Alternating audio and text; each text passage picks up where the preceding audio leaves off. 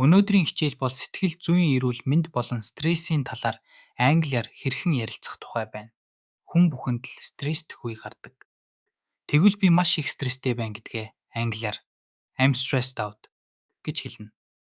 Харин ажил ихтэй толгой иргмэр үед I feel overwhelmed гэж хэлдэг. Стресстэх шалтгаанаа хэрхэн тайлбарлах вэ?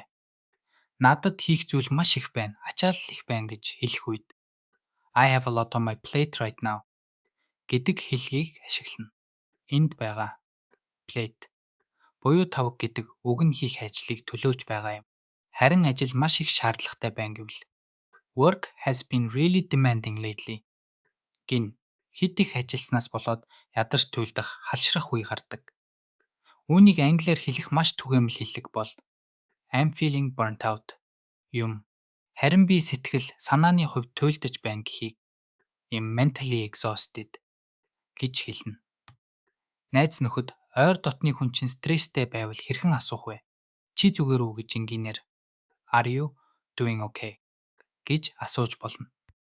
Эсвэл сүүлийн үед чиний зан ааш нэг л өөр байна шүү гэж санаа зовсон үедээ You don't seem like yourself lately гэж хэлэдэг.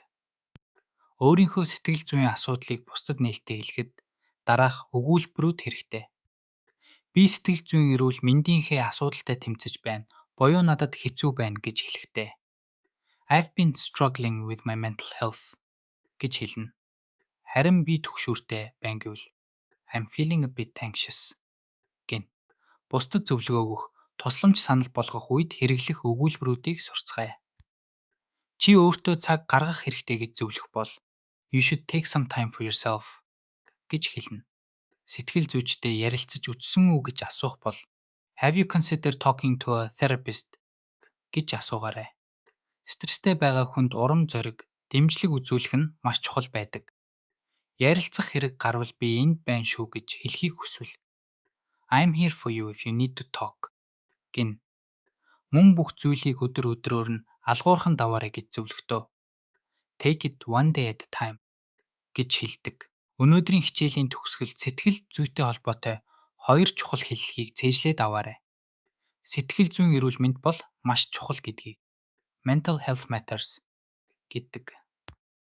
Харин заримдаа хэцүү байж болно. Зүгээр биш байх нь хэвийн зүйл шүү гэдгийг It's okay not to be okay гэж илэрхийлдэг. Баяртай.